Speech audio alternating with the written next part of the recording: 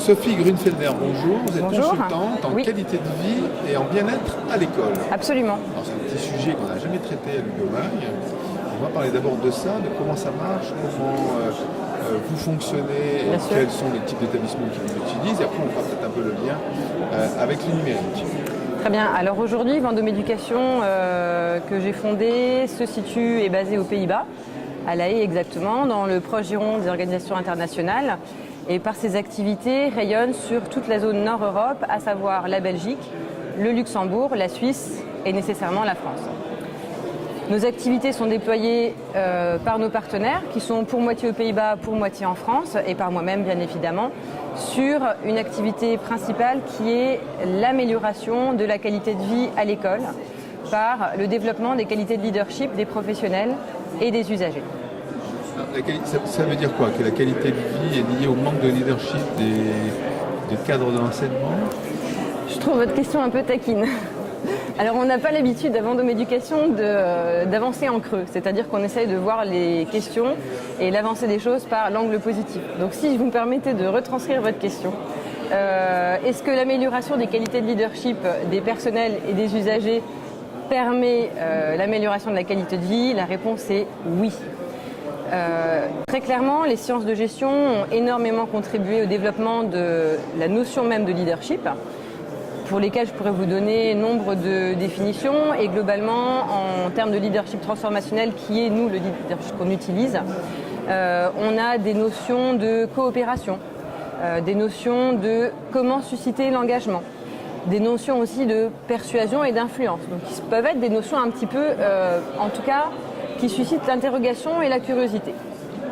En ce qui nous concerne, on a pris le parti de dire que cette notion de leadership qui a été développée dans les sciences de gestion, elle peut être très clairement exploitée et déclinée dans l'ensemble de la société contemporaine, puisque l'être humain n'est pas un être avec une facette professionnelle ou une facette personnelle, mais un seul et même individu qui s'exprime de façon classique, en utilisant des canaux différents, mais qui utilise les mêmes talents.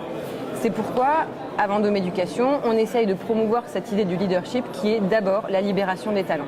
C'est ce que vous retrouverez d'ailleurs sur notre site vendomeeducation.com, et bien évidemment, c'est ce qu'on a souhaité mettre comme logo et comme citation dans l'ensemble de nos communications.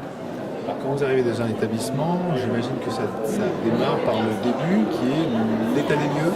Absolument. On a une entrée qui est effectivement un état des lieux collectif, à savoir qui se situe soit sur un établissement scolaire, EPLE, collège, lycée, cité scolaire, ou bien sur une circonscription premier degré, ou bien encore, comme ça peut arriver à l'étranger, sur un établissement cité scolaire, notamment dans la UFE, qui peut regrouper un ensemble de structures allant de la maternelle jusqu'au lycée. Alors cet état des lieux, il se passe de la façon suivante, et c'est là que le numérique nous est particulièrement utile. On a passé le cap, bien évidemment, de l'état des lieux où on va faire des interrogations ou des questionnements ou des positionnements papier.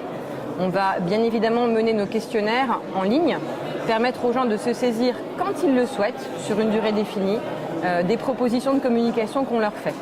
Ça leur permet de s'exprimer très librement, surtout dans la confidentialité, ce qui est pour nous très important. On ne communique bien évidemment pas sur l'origine des réponses, sur leur sectorisation, c'est-à-dire des réponses usagers, des réponses élèves, des réponses parents, ou bien des réponses professionnelles, secteur administratif, secteur enseignement ou secteur personnel TOS, par exemple. Lorsqu'on arrive à une cartographie très claire de la situation, donc de cet état des lieux de bien-être de l'établissement, de l'école ou de la circonscription, ça nous permet, en fonction de l'environnement et du projet de l'établissement ou de la circonscription, de faire des propositions concrètes en termes d'amélioration de la qualité de vie à l'école.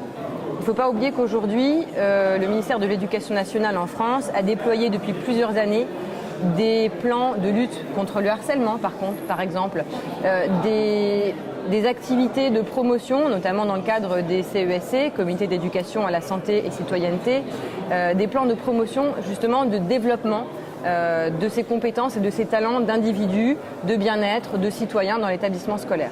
Alors bien évidemment, tout ce qui touche à la citoyenneté reste bien évidemment du giron de l'EPLE. En revanche, aujourd'hui, on a constaté, et pour avoir été personnel de direction dans l'Académie de Nancy-Metz, c'est un besoin que j'ai constaté aussi, il n'y a pas aujourd'hui d'outils qui permet de traiter de façon positive le bien-être à l'école aujourd'hui. On a des enquêtes de climat scolaire qui existent, on a des enquêtes de victimation, on a des remontées qui se font très régulièrement et qui servent énormément à la conduite et au pilotage au niveau national.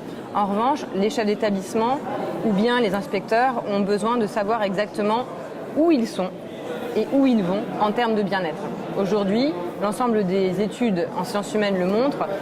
Quand vous avez un climat favorable, propice au bien-être, propice à la qualité de vie à l'école et au travail pour les professionnels, ces derniers sont beaucoup plus enclins et en situation de déployer leurs talents, de mobiliser leurs compétences, de s'engager sur des projets. Et on ne parle plus de motiver les gens, mais de susciter leur motivation. C'est-à-dire que c'est vraiment un paradigme qui est différent. C'est un peu celui du jardinier. C'est-à-dire que vous apportez les bons nutriments pour permettre aux gens de grandir. C'est un peu notre vocation. Vous vous intéressez donc aux relations qu'il peut y avoir dans l'établissement, mais est-ce que vous touchez aux problématiques d'architecture, d'environnement l'établissement est une vieille caserne de pompiers qui est toute noire, il fait sombre, pas forcément très génial d'y vivre au quotidien. Alors vous avez tout à fait raison de le souligner. On a dans notre équipe de partenaires 2 professionnels particulièrement, donc une personne qui travaille en architecture et une personne qui travaille en aménagement et en optimisation des espaces mobiliers. Le principe est de dire il est parfois des bâtiments qui sont peu propices à la rencontre formelle ou informelle et qui pour autant ne permettent pas un changement. Notre approche, elle est la suivante. On va regarder les possibles et essayer à moyen constant, tant que faire se peut, de redéployer l'organisation géographique des bureaux, des espaces de vie et des espaces de rencontre pour permettre une optimisation des relations de travail et des relations entre les usagers et les professionnels. Alors, quel type d'établissements font appel à vos services? C'est-à-dire que c'est un établissement qui est en crise, où il y a un malaise qui a été identifié, ou est-ce que c'est un établissement où tout se passe bien, mais qui est dans une recherche d'amélioration? Les 2 situations sont possibles, c'est-à-dire qu'on a des établissements ou des personnels à titre individuel qui souhaitent développer leur leadership ou améliorer la qualité de vie de leur établissement et qui sont vraiment dans une démarche dynamique prospective. En ayant compris que cette démarche de qualité de vie et d'amélioration de la qualité de vie, c'est une démarche cruciale. Donc ils s'en saisissent, je dirais, en voyant la vague arriver et en se préparant à la saisir. Et parfois, le processus est un peu différent, c'est-à-dire qu'on a à répondre à des sollicitations qui sont plus sur des sollicitations d'urgence, de crise, avec un dialogue qui est rompu, avec une difficulté relationnelle, avec, on va dire, une professionnalité de l'interaction qui est compliquée, avec une rugosité au quotidien. Et là, nous, on intervient très clairement avec de l'objectivité, de la distance et surtout de l'impartialité pour redonner du sens, permettre de renouer le lien. Et dans ce qu'on essaie de promouvoir, notamment en termes de leadership, c'est cette capacité à concilier les avis, les divergences, à trouver le point de jonction, à savoir par la sagesse et la médiation du leader, mais bien évidemment du chef d'établissement ou de l'inspecteur, réussir à mettre en œuvre un consensus d'activité qui va permettre la reprise du travail dans l'école ou dans l'établissement. Donc face à ce constat, est-ce qu'on peut dire que la formation des chefs d'établissement et de l'encadrement dans un établissement, tant au niveau continu qu'initial, est-elle bien faite? Est-ce que le chef d'établissement est préparé à ce fameux leadership dont on parlait depuis quelques minutes? J'entends votre question. Évidemment, Vendôme Éducation se passe sur 3 axes. Un axe collectif qui est la qualité de vie à l'école, un axe envers les usagers qui est permettre aux parents, aux élèves et aux associations de parents d'élèves de promouvoir la qualité de vie à l'école dès la maison, et bien évidemment un axe individuel destiné aux personnels de direction, chefs d'établissement adjoints et inspecteurs. Au niveau de la formation, je ne me permettrai absolument pas de dire que la formation est de bonne ou de mauvaise qualité. Par contre, ce que je ressens éminemment lorsque je suis en contact avec les rectorats et les académies, c'est ce besoin et cette envie majeure de mettre aujourd'hui au service des personnels de direction, qui sont un corps professoral extrêmement dynamique, avec un corps professoral extrêmement dynamique, de mettre aux dispositions des chefs d'établissement et des inspecteurs les bonnes ressources qui leur permettent de déployer leurs compétences de leadership. Aujourd'hui, quand on parle de leadership, je vous l'ai dit, on parle de la capacité à mettre en action au quotidien des aptitudes professionnelles transversales.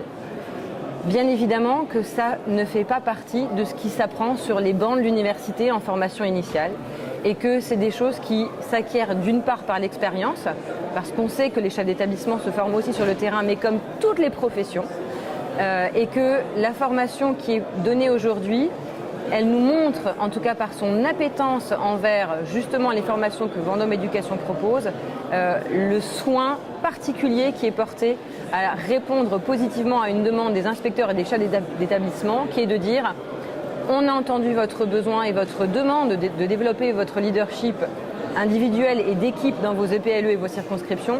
On souhaite très rapidement mettre à votre service les bonnes personnes, les bonnes ressources qui vous permettront de répondre à vos besoins. Dernière question pour moi. Vous avez dit au préalable que vous travaillez sur plusieurs pays du nord de l'Europe. Quels sont les pays ou les types d'écoles qui font le plus appel à vos services? Alors pour l'instant, on travaille beaucoup sur les Pays-Bas et la France. Et ce qui est très enrichissant, et ça je vous remercie de me poser la question, c'est que l'avantage de pouvoir travailler sur 5 pays différents et d'intervenir sur 5 milieux scolaires différents, dont l'AEFE, qui est un milieu supplémentaire, moi me permet d'être vectrice et promotrice de bonnes pratiques internationales. C'est-à-dire que notre plus-value, on travaille très clairement sur la plus-value humaine à Vendôme Éducation. Notre plus-value, c'est aussi de dire on a conscience d'expérience qu'il existe des bonnes pratiques aux Pays-Bas, en Belgique, au Luxembourg, en Suisse, et on espère se développer aux Pays-Bas, en Allemagne et au Royaume-Uni. Et de pouvoir dire, lorsque vous avez une situation particulière, il existe des réponses qui se développent actuellement sur le terrain français, mais il existe aussi des choses qui ont été testées par ailleurs dans les pays de la zone Nord-Europe et qui peuvent répondre à ça. C'est-à-dire que nous, on se place vraiment sur le terrain d'innovation pédagogique en pouvant proposer, par notre expérience et notre rayonnement dans nos activités, des choses qui n'existent pas en France aujourd'hui, bien qu'on ait quand même un tissu innovateur très fertile. On essaie de proposer des choses aujourd'hui qui sont issues des pratiques pédagogiques internationales et qui permettent, à notre sens, de répondre à un besoin aussi d'ouverture culturelle et d'ouverture internationale des établissements et de leurs usagers. Et on peut retrouver tout ça sur www.vendome-education.com.